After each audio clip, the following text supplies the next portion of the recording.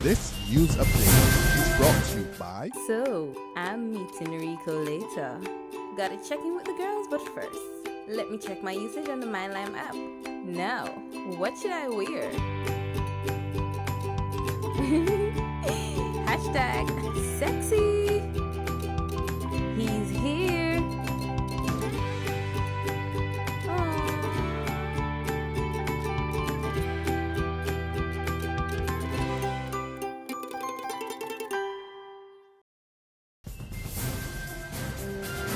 Welcome to the Barbados Today evening update for Thursday, April 30th. So glad you can join us. I'm Fernella Wedderburn.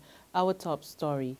Relief is finally on the way for local business owners who've been pleading for government to pay outstanding value-added tax returns. They will soon find it easier to receive prompt payments. The Central Bank of Barbados today announced it will provide a guarantee for outstanding VAT returns between $3,000 and $50,000 for any one refund. According to Ian Collymore, the bank's acting deputy director of foreign exchange and export credits, this will be facilitated by the value-added tax receivables liquidity facility. This facility essentially is designed to provide liquidity support to small businesses who are owed VAT refunds by the Barbados Revenue Authority. These refunds must have been approved by the Barbados Revenue Authority before it can be considered eligible for the facility itself. And this facility really was in response to a request from some small businesses who were having some issues in respect of being able to get their VAT refunds, and their businesses were having some challenges. So we felt at the Central Bank that we would look at our existing schemes to see how we could more or less develop a mechanism that would meet that particular objective. A one-week reprieve for Barbadians yet to file their income tax. Today was the deadline, but the Barbados Revenue Authority announced that filing has been extended to Friday, May 8th. The authority says it has taken into consideration that several entities have failed to submit accurate third-party information to facilitate filing by the original deadline.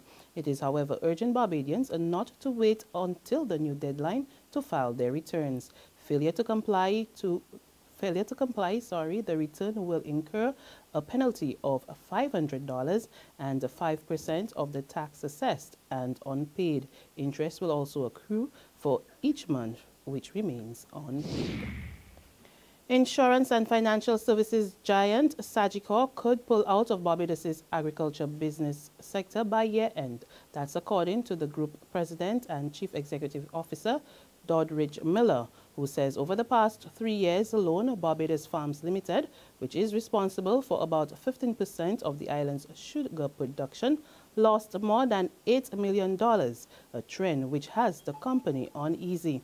Miller says the move is also being considered over the uncertainty of the island's sugar sector, as government is yet to clearly state its policy on sugar production. Meantime, Miller also revealed that the company will decide where to move its headquarters during the first quarter of next year. He revealed that 3 countries have been shortlisted, namely Trinidad, Bermuda, and the United Kingdom. Barbados is moving full speed ahead with its energy security plans, and Finance Minister Chris Sinclair is convinced that the oil deal with BHP Billington is just the first step in achieving the goal of becoming energy efficient. He is also of the view that government's plans for the sector will see the country acquiring energy security in 25 to 50 years' time. This is just one part of an overall energy strategy for Barbados. A strategy that pretends to deliver for us energy security going forward. And just as we are working hard on the exploration of hydrocarbons, we are working just as hard on building out the alternative energy sector as we push forward the green economy in Barbados. And so we will not be stepping back, we will be going forward with that, and hopefully building a symbiotic relationship between the exploration for fossil fuels and the development of an alternative energy sector in Barbados. And I believe confidently that within the next 25, 50 years, we will be able to secure, to produce energy security for Barbados, even as we build out strongly our economy through a more diversified economic sectoral spectrum.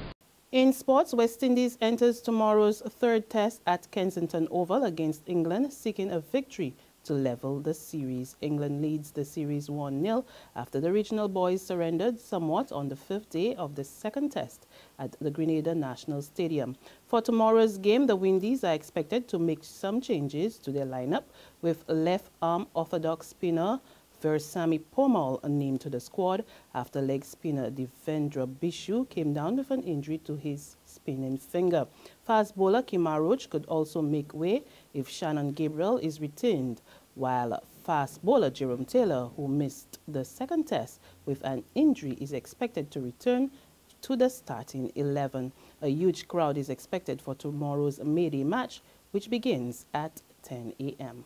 There's regional and international news after this short break. A test of character, a test of focus, a test of will, a test of resilience, a test of courage.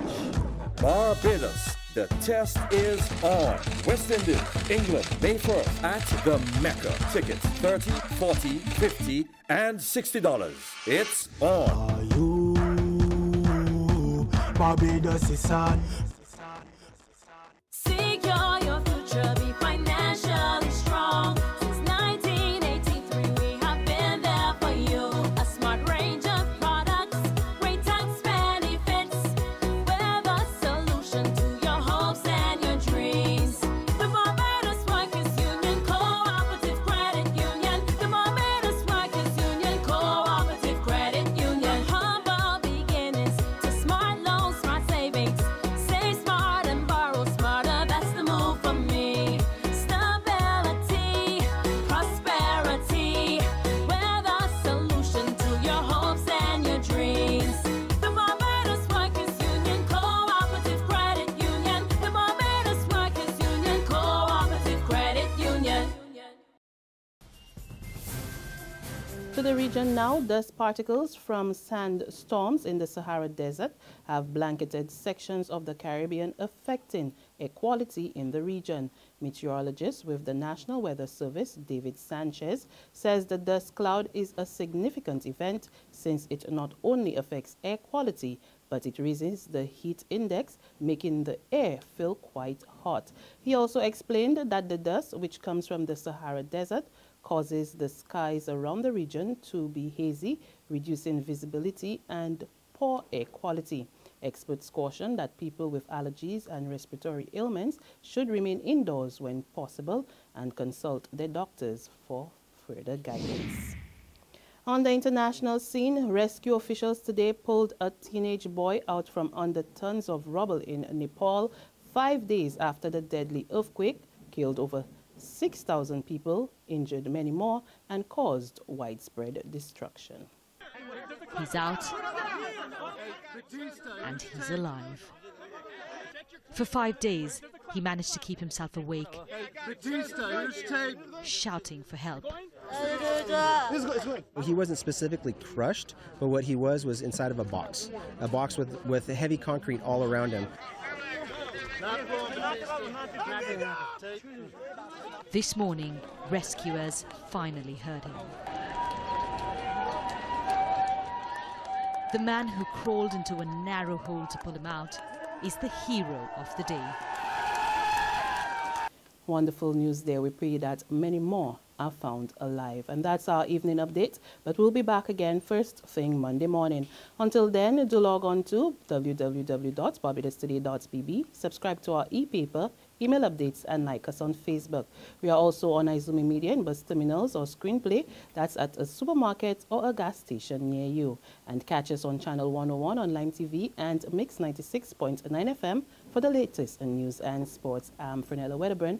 Have a fantastic weekend. This news update is brought to you by... So, I'm meeting Rico later. Gotta check in with the girls, but first, Let me check my usage on the MyLime app. Now, what should I wear? Hashtag sexy.